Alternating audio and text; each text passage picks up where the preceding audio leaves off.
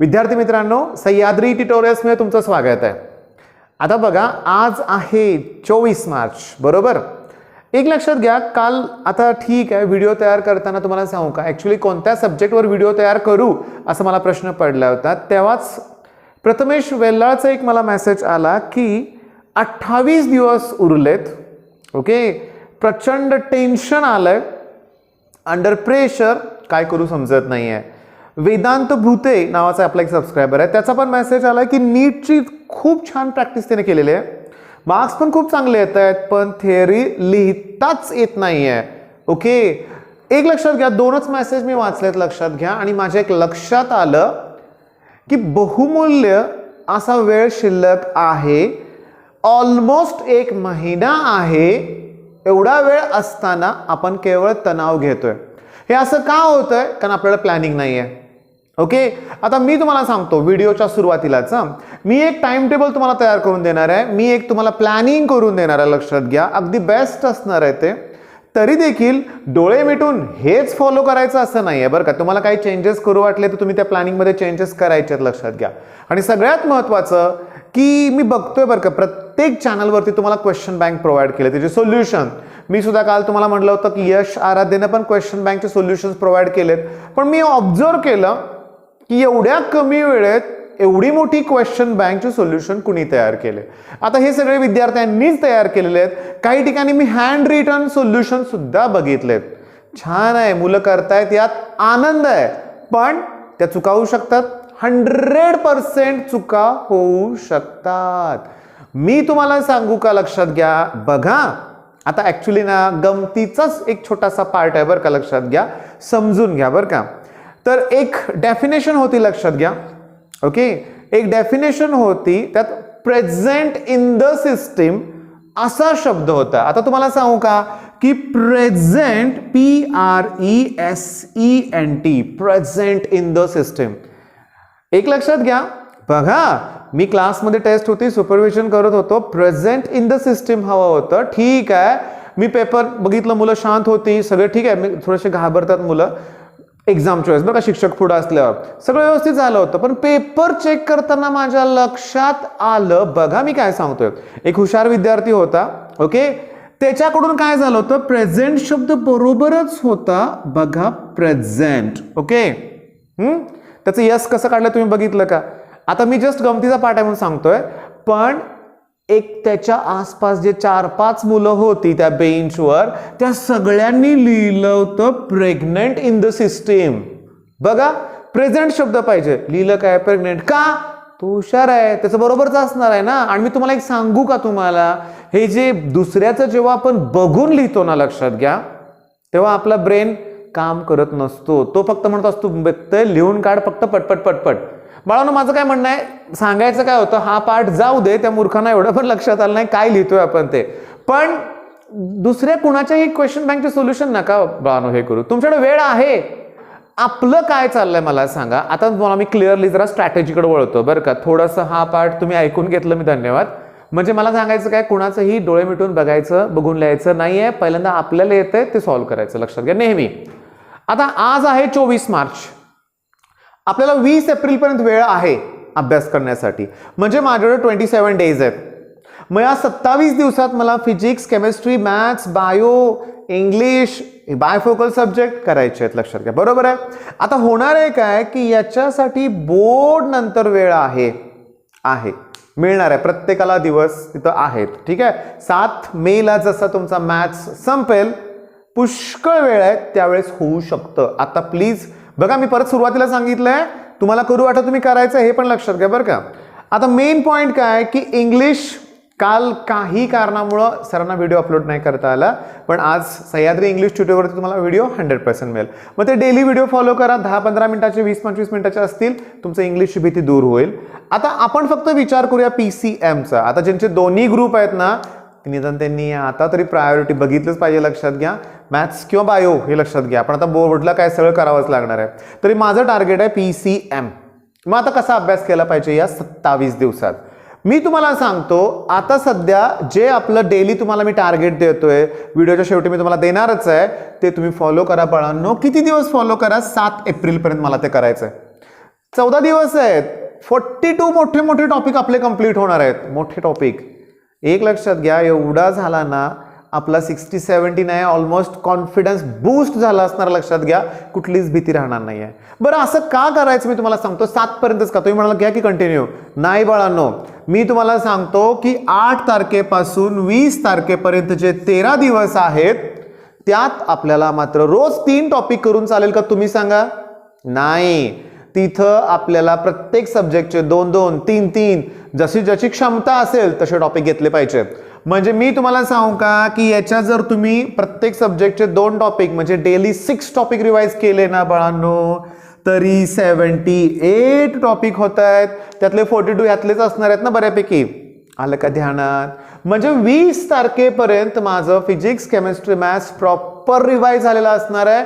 मला एक दिवसही वाया घालवायचा नाहीये, हे लक्षात ठेवा. सिरियसली मला म्हणजे तुम्ही असा विचार करायचा आहे की बस मला आता अभ्यास करायचा आहे, होतोय, परफेक्ट होणार आहे. आणि एक लक्षात घ्या बरं का, बऱ्याच मुलांकडून मला कळालं की बोर्डकडून एक चांगला डिसिजन घेतला गेलाय, सेल्फ सेंटर. मी आता गमतीने मुलांना विचारलं बरं का की का फायद्याचं आहे सांगा.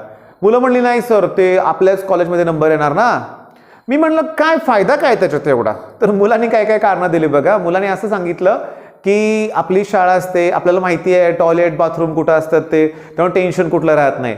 म्हणजे मी तुम्हाला सांगू का, चुकीचं कारण सांगितलं. दुसऱ्याने एकाने काय सांगितलं की सर तर आमचे शिक्षक सुपरविजनला असणार आहेत, त्यामुळे बाहेरून एखादा शिक्षक येण्याची शक्यता कमी होणार आहे. आणि त्याच्यामुळं आता कसं होतं म्हणला की बाहेरून एखादा जर शिक्षक आला तो कोविड पॉझिटिव्ह असू शकतो, विद्यार्थ्यांच्या जीवाला धोका आहे. हे पण वेगळंच कारण आहे. माझी इच्छा आहे तुम्ही कॉमेंट बॉक्समध्ये कळवा मला की तुम्हाला सेल्फ सेंटर का फायद्याचं वाटतंय. हा बघा, वाटतंय तर वाटू दे, फायद्याची चांगली गोष्ट आहे, पण जमलं तर कॉमेंटमध्ये कळवा नक्की की सेल्फ सेंटर का फायद्याचं आहे ते. बर, आता झालं काय बघा, लक्षात घ्या की 20 एप्रिल पर्यंत आपण प्रॉपर रिव्हिजन केले, कॉन्फिडन्स हाय असला पाहिजे. ओके, म्हणजे थोडक्यात फिजिक्सचे 16 टॉपिक आहेत ना, 12 रिवाइज झाले असणार आहेत. रिवाइज म्हणतोय मी, 4 पण केलेलेच असणार आहेत अगोदर, म्हणजे सगळं 100% सिलेबस कंप्लीट असणार आहे, पण 12 असे असतील की ते परफेक्ट रिवाइज असतील. केमिस्ट्री पण तसंच, मॅथ्स पण तसंच. लक्षात घ्या. आता 21 तारखेपासून प्रॉपर फक्त इंग्लिश केलं पाहिजे. बरोबर ना, सांगा बघू, फक्त काय केलं पाहिजे, इंग्लिश.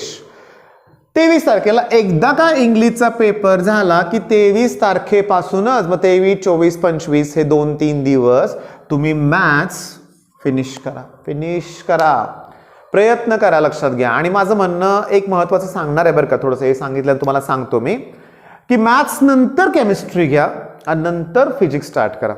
असं का, कारण शेवटी तुम्ही फिजिक्स स्टार्ट करताना कंटिन्युअसली फिजिक्सच्या पेपरवरून फिजिक्स करणार आहे. फिजिक्सच्या पेपर नंतर लगेच कुठला पेपर आहे, केमिस्ट्री, तो आत्ताच केलं ना अगोदर, त्यामुळे ते फायद्याचं ठरणार आहे. आता हे जर टाइम टेबल फॉलो केलं नाही, आळस केला, वेळ वाया घालवला, तर नुकसान कोणाचं होईल, आपलंच होणार आहे. पण मी काय म्हणतोय माहितीये का की मगाशी प्रथमेश किंवा आणखीन एका मुलाचं मी नाव घेतलं होतं, यांची मानसिकता किंवा यांचा इश्यू काय आहे की काल मी लिहून दिलं होतं तसंच भीती. अरे कसली भीती बाळगताय तुम्ही, लक्षात घ्या बाळांनो, भीती बाळगू नका, काय गरज नाही घाबरायची. लक्षात घ्या. आता होतं काय बघा, मी तुम्हाला सांगतो काय ते बघा. एक असा मेसेज होता एका मुलाचा, ठीक आहे, प्रथमेशच त्याचं पण नाव होतं, घाडगे बहुतेक, की तो म्हणला की सर डेली आता टार्गेट कंप्लीट होईना झालंय, आमच्या प्रिलिम स्टार्ट आहेत, प्रिलिम सुरू आहेत कॉलेजेसमध्ये. अरे उलट प्रिलिम सुरू असेल तर टार्गेट अचीव करायला उलट चान्स आहे. माझं म्हणणं काय बघा, आता समजा उद्या आहे फिजिक्सचा पेपर, ओके, मग तुमचे 3 नाही उलट जास्त टॉपिक होणार आहे. फक्त बाळांनो आता महत्वाचं मला सांगायचं, हे भीती ताणतणाव तर नको आहे. सगळ्यात महत्वाचं आत्ताच्या काळात काय आहे. ओके, मी माझ्या क्लासमधल्या बऱ्याच मुलांना विचारतो बरं का, माझ्या प्रश्नाची उत्तर द्यायला त्यांना जमतच नाही, कारण माझं उत्तर अपेक्षित वेगळं असतं. आता मी तुम्हाला विचारलं की या एवढ्या महिन्यात काय महत्वाचं आहे, तर तुम्ही काय देणार मग उत्तर, रिव्हिजन केली पाहिजे, अभ्यास केला पाहिजे, हे केलं पाहिजे, ते केलं पाहिजे. मी सांगेन की तुम्ही प्रॉपर रेस्ट घेतली पाहिजे. प्रॉपर महिनाभरच रेस्ट घ्यायची असं नाही सांगत तुम्हाला मी, प्रॉपर रेस्ट, गरजेची रेस्ट घेतली पाहिजे. नाहीतर असं नाहीये की पहाटे 3ला उठतोय आणि रात्री 12 पर्यंत अभ्यास करतोय. आता सांगू तुम्हाला मी बरेचसे बेस्ट जे शिक्षक आहेत बघितले किंवा असे बरेचसे योगी बघितलेत बघा. लक्षात घ्या की ज्यांना ना 2 ते 3 तासाची झोप पुरेशी असते. योग निद्रा हा एक आपल्याच मेडिटेशनचा एक पार्ट आहे म्हणूया आपण. सिरियसली झोप जेव्हा पूर्ण होते ना बाळांनो, झोप पूर्ण होते ना, प्रॉपर रेस्ट मिळते ना, आपली इफिशियन्सी वाढते. आता इफिशियन्सी तुम्हाला माहिती आहे, ratio of output upon input, लक्षात घ्या. बरोबर सांगा बघू. इफिशियन्सी वाढते म्हणजे काय, की आपण तेवढ्याच वेळात जास्त अभ्यास करतो, कॉन्सन्ट्रेशन राहतं आपलं. मग याच्यासाठी मेडिटेशन केलं पाहिजे बाळांनो. प्लीज मी एक व्हिडिओची लिंक देतोय, सुरुवातीचे 11 मिनिटं व्हिडिओ बघू नका. 11व्या मिनिटानंतर काय आता बघा, थोडंसं सेकंद इकडे तिकडे होतील. मेडिटेशन स्टार्ट होतंय. 7 मिनिटाचं मेडिटेशन आहे. डोळे बंद करायचे, जशा सूचना मिळतील तसं त्याचं पालन करायचं. 7 मिनिटात मेडिटेशन कंप्लीट होईल बाळांनो, आणि अभ्यासाला सुरुवात करा. मग बघा तुम्हाला फरक जाणवेल, सगळं होईल. आता मी जे तुमच्या समोर उभा आहे, मी काय एकदम सगळ्या सब्जेक्टमध्ये एक्सपर्ट नाही आहे. मग तुम्ही बघा, मला मॅथ्स पण छान शिकवायला जमतंय, मला केमिस्ट्री पण जमतंय, मॅथ्स पण जमते, सॉरी उरला कुठला फिजिक्स पण जमते, लक्षात घ्या. हा मान्य, मी एक्सपर्ट नाही आहे सगळ्या, कुठला असं म्हणजे मॅथमॅटिशियन नाही आहे किंवा सायंटिस्ट नाही आहे, पण मला ना तुमच्या मनातलं कळतं बाळांनो. थोडंसं तुम्हाला काय हवं आहे ते पण मला समजतंय. त्यामुळे मी तुमच्या मनातली मानसिकता कळते मला, की क्वेश्चन बँक देत नाहीये मी, माझेच क्वेश्चन लादतोय तुमच्यावर, पण मला माहिती आहे क्वेश्चन बँक मध्ये अननेसेसरी क्वेश्चन्स पण जास्त आहेत. काय गरज आहे ते करायची, लक्षात घ्या. मी तुम्हाला PYQs प्रोव्हाइड करतोय, प्रूफ आहे, लक्षात घ्या. आता सांगू का तुम्हाला, मी जेव्हा 11th-12th ला होतो 1996, 1996 त्यावेळेस युनिट टेस्ट मध्ये पहिला प्रश्न होता, define unit and requirements of a good unit. 11वीतला मेजरमेंट टॉपिक. मी तुम्हाला सांगू का, त्याच्यानंतर 2020 पर्यंत किती वर्ष झाली सांगा बघू. आय थिंक 25 वर्ष झाली असतील. कुठलाही युनिट टेस्टचा पेपर काढला साताऱ्यातल्या कुठल्याही कॉलेजचा, तर 2 मार्काचा किंवा 3 मार्काचा प्रश्न ठरलेला असतो, define unit, requirements of good unit. का, टॉपिक मधला तो मोस्ट इम्पॉर्टंट पॉइंट आहे. त्यामुळं जो पेपर सेट करणार असतो ना, तो घेतोच प्रश्न. तर माझं काय म्हणणं आहे, क्वेश्चन बँक फॉलो करा, स्वतःचे आन्सर्स तयार करा, पण PYQ वर जोर द्या, लक्षात घ्या. ओके. आणि रिड्यूस्ड पोर्शनचा गोंधळ केमिस्ट्रीत खूप होतोय बरं का, त्याची एक काळजी घ्या. मग आता मेन पॉइंट लक्षात आला, रेस्ट, मेडिटेशन, एक आनंदी वातावरण हवंय घरात, तणाव नकोय. माझं काय झालंच नाही, होईल का, अरे काय होईल का, होणार ना, केलं तर होणारच की. आणखीन एक सांगतो, एक फेवरेट कॉमेंट असतं सगळ्यांचं बरं का. मी क्वेश्चन बँक सगळी सॉल्व्ह केली, मी एक्सरसाइज मधले सगळे क्वेश्चन सॉल्व्ह केले टेक्स्ट बुक मधले, तर मला किती पर्सेंटेज मिळतील, 100% मिळणार. पण एक प्रॉब्लेम काय बघा, मी जस्ट तुम्हाला सांगतो, distinguish between centripetal force and centrifugal force. Okay, हा क्वेश्चन IMP आहे. मग एखादा शिक्षक तुम्हाला सांगतो की हा क्वेश्चन करा, एक्झाम मध्ये येईल, आणि दुसऱ्या दिवशी तुम्ही येऊन सांगता की सर आलाच नाही प्रश्न, पण एक्झाम मध्ये सेंट्रीपिटल फोर्सचं न्यूमेरिकल आलं होतं. कालच्या व्हिडिओमध्ये मी एक्सप्लेन केलेलं, एकदम सिंपल. मग अशा वेळेस तुम्हाला जेव्हा IMP क्वेश्चन्स दिले जातील माझ्याकडून किंवा कोणाकडून, लक्षात घ्या, समजून घ्या, ती कन्सेप्ट इम्पॉर्टंट आहे, लक्षात घ्या. मग तुम्ही क्वेश्चन बँक करताय याचा अर्थ तो टिपिकल एकच क्वेश्चन पाठ केला आणि तोच आला पाहिजे असं नाही रे, त्याच्याशी रिलेटेड MCQ असेल. आता सेंट्रीपिटल फोर्सचे किती फॉर्म्युले आहेत, 4 फॉर्म्युले आहेत. मग तुम्हाला एखादा फॉर्म्युला पण येऊ शकतो, mv²/r आणि mr⍵² एवढं पार्ट असते तुमचं, पण त्याला लिनियर मोमेंटम मध्ये कन्वर्ट करा, अँग्युलर मोमेंटम मध्ये कन्वर्ट करा. मग सेंट्रीपिटल फोर्स म्हणले की कन्सेप्ट करा, क्वेश्चन बँक मधले क्वेश्चन केले झालं असं नको बरं का बाळांनो. आणि सगळ्यात महत्त्वाचं तुमच्या लक्षात आलंय का, आता मी बाजूला सरकतोय, तुम्ही स्क्रीनशॉट काढून घ्या, ह्याच्यात थोडासा बदल करा, तुमचं स्वतःचं टाइम टेबल वाटल्यास थोडं चेंजेस फ्लेक्झिबल ठेवा. ओके. आणि इथं मी तुमच्या एक लक्षात आलंय का, तुम्हाला मी हे नाही सांगितलं की पहाटे उठा, लवकर झोपा, रेस्ट घ्या, पण तुमचं जे काय अभ्यास शेड्यूल आहे तुम्ही फॉलो करा. म्हणजे मी तुम्हाला सांगत नाही की 10 मिनिटाचा ब्रेक घ्यायचा, 15 मिनिटाचा ब्रेक घ्यायचा, नाही. तुम्ही अभ्यास करताना फ्रेश हवाय. ओके. मेडिटेशनच अभ्यासाला स्टार्ट करा, लक्षात घ्या. ओके. मग आता ह्या गोष्टी पक्क्या लक्षात ठेवा. मग आता वेळ न घालवता आजचं टार्गेट देऊया तुम्हाला. विद्यार्थी मित्रांनो, आज आपण काय करूया बघा, की फिजिक्सचं structure of atoms and nuclear. I think हा पण 6-7 मार्काचा टॉपिक असेल ना, कंपल्सरी नाही, विथ ऑप्शन म्हणतोय मी, आणि खूप मोठा जरी असला तरी इझी आहे. लक्षात घ्या. पोस्टुलेट्स बोर्स पोस्टुलेट केले की R प्रपोर्शनल टू n² म्हणजे रेडियस ऑफ ऑर्बिट, आणि n म्हणजे principal quantum number, E proportional to 1/n², हे पण तुम्हाला प्रूव्ह करता येईल. पुन्हा बोर्स फॉर्म्युला आहे त्याच्यामध्ये, ते लायमन, बाल्मर, पास्चन, ब्रॅकेट अशा सिरीज आहेत. लक्षात घ्या. डीके लॉ त्याच्यामध्ये आहे. ह्या गोष्टी आहेत, इझी टॉपिक आहे. बरं, आता मला सुचलं म्हणून तुम्हाला सांगतो काय बघा, मी काय ठरवलंय माहिती आहे का, आता पट तुम्हाला एकदा ना IMP क्वेश्चन देतो. आता कसं होतं, मी KTG घेतला, IMP दिले, त्याचे न्यूमरिकल्स दिले तुम्हाला, बरोबर आहे. मग त्यात काय होतं, 2-2 दिवस जात आहेत. तसं नको, आपण सुरुवातीलाच IMP पहिला संपवून टाकूया. प्रत्येक टॉपिकचे IMP क्वेश्चन्स एकदा देतो, ओके, म्हणजे तुम्हाला अभ्यासाला बरं पडेल. मी दिलेले IMP करून तुम्हाला जर वाटलं तर क्वेश्चन बँकमधले क्वेश्चन बघा तुम्ही. आता होणार आहे काय तुम्हाला मी सांगतो क्लिअरली, बरं का. बघा कसं असतं तुम्हाला मी सांगतो मेंटॅलिटी आपली, की समजा क्वेश्चन बँकमधला एखादा टॉपिक XYZ कुठला तरी आहे, त्याच्यात 4 MCQs दिलेत आणि त्यातली एक MCQ आली, तर तुम्ही सगळेजण दंगा करतो, अरे क्वेश्चन बँकमधलं चालू येतंय. हां, येणार ना बाळांनो, असं पण बोर्ड काय मूर्ख नाही आहे की क्वेश्चन बँक दिल्यानंतर त्यातलं काहीच येणार नाही, असं होईल का? शक्य नाही आहे. त्यामुळे क्वेश्चन बँक इम्पॉर्टंट आहे, बरं का. त्यामुळे निदान MCQs आणि VSC साठी मी क्वेश्चन बँक रेफर करतोय, बरं का. लक्षात घ्या, तुम्हाला सांगतोय मी तुम्हाला की MCQs आणि VSA व्हेरी शॉर्ट आन्सर त्यातलेच केले पाहिजेत. डेरिव्हेशन्स बाकीचे क्वेश्चन मी तुम्हाला देतोय, ठीक आहे. कारण बघा ना, मी IMP क्वेश्चन देत असताना तुम्हाला MCQs प्रोव्हाइड केलेत का किंवा तसं केलंय का? नाही आहे, ठीक आहे. त्यामुळे तुम्ही त्यासाठी क्वेश्चन बँक वापरा, पण ते पुरेसं नाही आहे असं त्यांनीच सांगितलंय आपल्याला. बरं, आता केमिस्ट्रीचा थर्मोडायनॅमिक्स काय करणार आहे, याच्यामध्ये लॉज आहेत, डेफिनेशन्स आहेत एन्थाल्पीच्या, त्याच्यानंतर तुम्हाला मी सांगू का न्यूमेरिकल्स आहेत, ओके, डिस्टिंग्विश आहेत, आयसोथर्मल ॲडियाबेटिक, हे पण येतं एक्झाममध्ये. हां, पण त्याचे पण IMP तुम्हाला मिळतील. आणि मॅथ्सचा लाईन टॉपिक करा. आता लाईन टॉपिकचे व्हिडिओ ऑलरेडी जगदायसाठी पण तयार केलेत, मी पण गेल्या वर्षी तयार केलेले होते, ते पण चॅनलवरती तुम्हाला लिंक प्रोव्हाइड करतो. आता होतं काय, मीच एकदा डिस्क्रिप्शन बघितलं माझ्याच व्हिडिओच्या खाली, खूप लिंक आहेत बरं का बाळांनो, पण तुम्हाला जे पाहिजे ते तुम्ही घ्या, ओके.